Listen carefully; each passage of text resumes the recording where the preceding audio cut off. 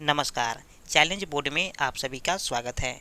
दोस्तों, मैं हूं विकेश कुमार और आज की इस वीडियो में हम लोग बात करेंगे प्रश्नावली 4.2 के प्रश्न संख्या 1 का 1 नंबर। दोस्तों, प्रश्नावली 4.1 के सभी क्वेश्चन का सॉल्यूशन मैंने पिछले वीडियो में कर दिया है। आप यदि नहीं देखे हैं तो प्लेलिस्ट या डिस्क्रिप्शन में जाकर पूरे वीडियो को आप देख सकते हैं।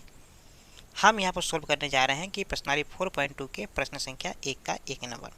ठीक है, तो आइए हम सबसे पहले क्वेश्चन को समझते हैं।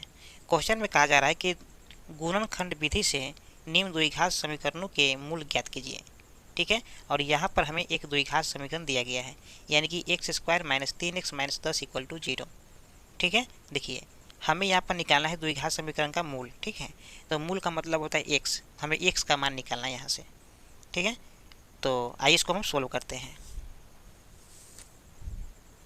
एक्सरसाइज 4.2 है और प्रश्न संख्या है पहला का 1 नंबर।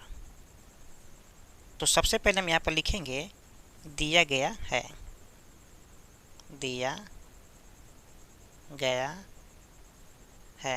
देखिए यहाँ पर क्या दिया गया है, तो यहाँ पर हमें एक द्विघात समीकरण दिया गया है। ठीक है, जिसको हम यहाँ पर लिख लेंगे, यानी कि x square minus 3x minus 10 equal to 0। तो ये मेरा द्विघात समीकरण है और यहाँ से हमें निकालना है x का मान। ठीक है, तो x के मान को निकालने के लिए हम क्या करते हैं, तो देखिए सबसे पहले क्या करेंगे कि एक्स स्क्वायर का गुणांक और 10 का गुणांक, इन दोनों में हम क्या करेंगे, गुना कर देंगे। ठीक है, और गुणांक कैसे आएगा, ये हमने पिछले वीडियो यानी कि बहुपद में सारे कॉन्सेप्ट को अच्छे से दे रखा है। अगर आप नहीं देखे हैं तो आपसे रिक्वेस्ट करते हैं कि आप जाकर पूरे वीडियो को देख लीजिए। बहुपद के सारे वीडियो को आपको देखना है, तब जाकर के आपको बहुपद और द्विघात समीकरण दोनों आसान लगने लगेगा। ठीक है, तो आप सबसे पहले जाकर उसको देख लीजिए। तो अब देखिए हम क्या करेंगे कि एक्स स्क्वायर का गुणांक कितना है, तो एक्स स्क्वायर का गुणांक 1 है। ठीक है, 1 है। चलिए, और 10 का गुणांक कितना है, तो देखिए 10 का गुणांक 10 ही होता है। तो दोनों में गुना कर देंगे तो कितना होगा, 10 आ जाएगा। अब क्या करेंगे कि इस 10 को हम एलसीएम ले लेंगे। ठीक है, यहाँ 2 से लगेगा तो यहाँ पर आ जाएगा 5, यानी कि 2 गुने 5। अब दोस्तों क्या करेंगे, अब इस गुणनफल को 2 भाग में इस तरीक़ा से तोड़ेंगे कि जोड़ने चाहे घटाने पर, ठीक है ध्यान रखिएगा, जोड़ने चाहे घटाने पर हमें -3 आ जाना चाहिए और गुना जब करेंगे तो फिर से हमें 10 आ जाना चाहिए। ठीक है, तो अब ध्यान दीजिए कि 5 में से अगर हम 2 को घटा देंगे तो यहाँ पर आ जाएगा 3। लेकिन एक बात ये भी ध्यान देने की ज़रूरत है कि यहाँ पर है -3।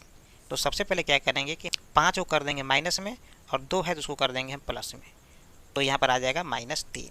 ठीक है, तो 3x के स्थान पर हम इसको लिख लेंगे। ठीक है, चलिए देखिए x square minus 5x plus 2x minus 10 equal to 0। अब देखिए कि यहाँ पर 3 पद में था, अब यहाँ पर आ गया 4 पद। ठीक है, हम क्या करेंगे, यहाँ पर इसको जोड़ा लगा देंगे, यानी कि इसको एक साथ कर देंगे और इसको एक साथ कर देंगे।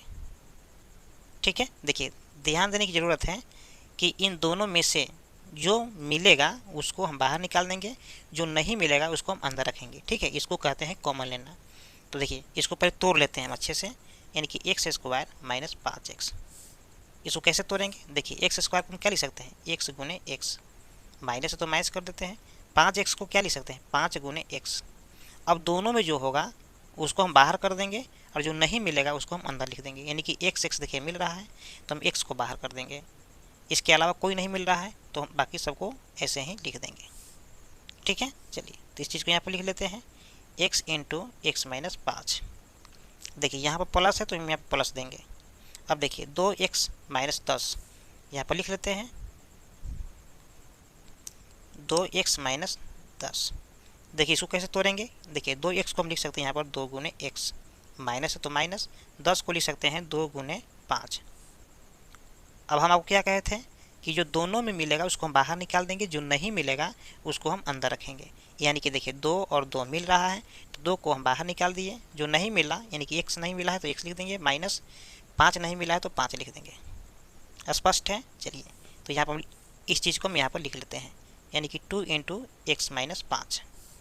ध्यान रखिएगा आपका ए और ए दोनों सेम होना चाहिए, यानी कि सेम ही आएगा। अगर सेम नहीं आ रहा है तो समझ लीजिए कहीं ना कहीं मिस्टेक है, ठीक है।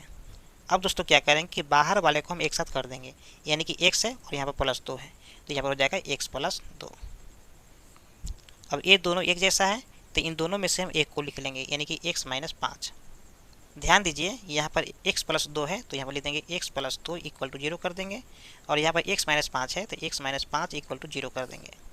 देखिए 2 प्लस में तो बराबर की साइड में जाएगा तो माइनस में आ जाएगा, यानी कि x = -2, ठीक है। यहाँ पर आ जाएगा x माइनस में है 5 तो बराबर की साइड में जाएगा तो यहाँ पर हो जाएगा यहाँ हो जाएगा 5, ठीक है। चलिए तो यहाँ से हमें x का मान 2 निकल कर के आ गया, ठीक है। एक मान है -2 और एक है +5, ठीक है। तो यहाँ पर हम लिखेंगे अतः द्विघात समीकरण का मूल्य कितना है, देखिए x बराबर आया है -2 और x बराबर आया है 5। तो ये हो गया मेरा फाइनल आंसर, ठीक है। अब चलते हैं प्रश्न संख्या 1 का 2 नंबर, ठीक है, यानी कि 1 का 2 नंबर। देखिए तो यहाँ भी लिख लेंगे, सबसे पहले दिया गया है, ठीक है, दिया गया है। देखिए क्या दिया गया है, तो यहाँ पर हमें द्विघात समीकरण दिया गया है, तो उस द्विघात समीकरण को लिख लेते हैं, यानी कि 2x² + x - 6 = 0। अब क्या करेंगे, देखिए x² का जो गुणांक है और 6 का जो गुणांक है, इन दोनों में हम क्या करेंगे, गुणा कर देंगे। तो x² का गुणांक कितना है, देखिए x² का गुणांक है 2 और 6 का गुणांक 6 ही होता है, दोनों में क्या करेंगे, गुणा कर देंगे, यानी कि 6 × 2 कितना आ जाएगा, 12।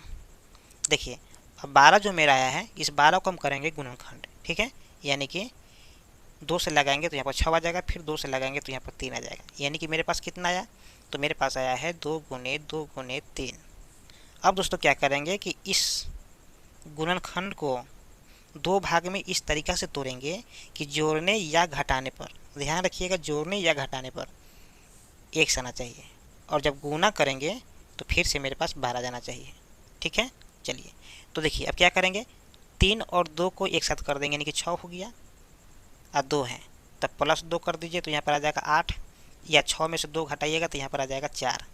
देखिए इसको एक साथ करने से नहीं हो रहा है, ठीक है, यानी कि जोड़ने पर आ जा रहा है 8 और घटाने पर आ जा रहा है 4, ठीक है। तो इसके साथ काम नहीं बन रहा है मेरा, ठीक है।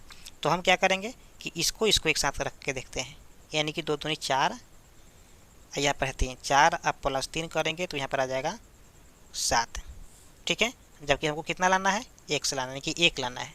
क्या करेंगे कि 4 - 3 कर देते हैं, तो 4 - 3 करेंगे तो 1 आ जाएगा, ठीक है। तो ये मेरा सूटेबल बैठ रहा है, यानी कि क्या करेंगे, 4x में से अगर 3x को माइनस कर देंगे तो यहाँ पर 1x आ जाएगा, ठीक है। तो इसके स्थान पर हम इसको लिख देंगे, ठीक है, यानी कि 2x² प्लस में आ जाएगा 4x माइनस में आ जाएगा 3x - 6 = 0। अब ध्यान दीजिए कि ये पहले 3 पद में था, अब यहाँ पर 4 पद में आ गया है, तो हम इसको जोड़ा लगा देंगे, जोड़ा लगा दीजिए। अब इस जोड़ा में से जो कॉमन लेने वाला होगा उसको हम बाहर कर देंगे, यानी जो दोनों में मिलेगा उसको हम बाहर कर देंगे, और जो दोनों में नहीं मिलेगा उसको हम अंदर लिख देंगे। कैसे, देखिए यहाँ पर है 2x² + 4x, इसको हम तोड़ के कैसे लिख सकते हैं, 2x² को हम 2 × x × x लिख सकते हैं, प्लस 4x को क्या लिख सकते हैं, यानी कि 2 × 2 4 को लिख दिए और गुने x। ध्यान दीजिए यहाँ पर 2x है, इस x से यहाँ पर इस x को मिल रहा है, ये x और ये x दोनों मिल रहा है, तो इस x को हम बाहर निकाल दिए। फिर ये 2 है और ये 2 है, तो दोनों में मिल रहा है, तो 2 को भी बाहर निकाल दिए। तो इसमें क्या बच गया, इसमें बच गया x प्लस इसमें क्या बचा, तो इसमें बच गया 2, ठीक है। तो इस चीज़ को यहाँ पर लिख लेते हैं, यानी कि 2x × x + 2।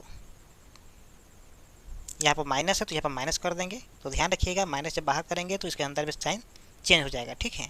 तो यहाँ पर लिख देते हैं 3x - 6। इसको क्या करेंगे, देखिए 3x को क्या लिख सकते हैं, 3 × x लिख सकते हैं, 6 को लिख सकते हैं 2 × 3। अब जो दोनों में होगा उसको हम बाहर कर देंगे, जो दोनों में नहीं होगा उसको हम अंदर लिखेंगे। ठीक है, चलिए देखिए 3 यहाँ पर मिल रहा है ना, तो 3 को हम बाहर निकाल देंगे। अब अंदर में क्या गया, तो अंदर में आ गया x और -2।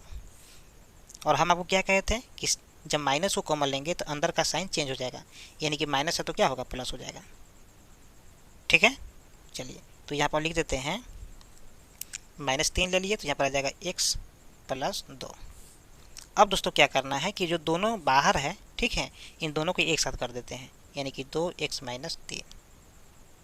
और इन दोनों एक जैसा दिख रहा है तो इन दोनों में से कोई एक को लिख लेते हैं, यानी कि x + 2। ठीक है, अब यहाँ से हम निकालेंगे x का मान, यानी 2x - 3 = 0 कर देंगे, और इसको कर देंगे x + 2 = 0। 3 माइनस में तो बराबर की साइड में जाएगा तो प्लस में हो जाएगा, यानी कि 2x = 3। अब यहाँ से हम निकालेंगे x का मान। ठीक है, यानी कि x बराबर हो जाएगा 3/2।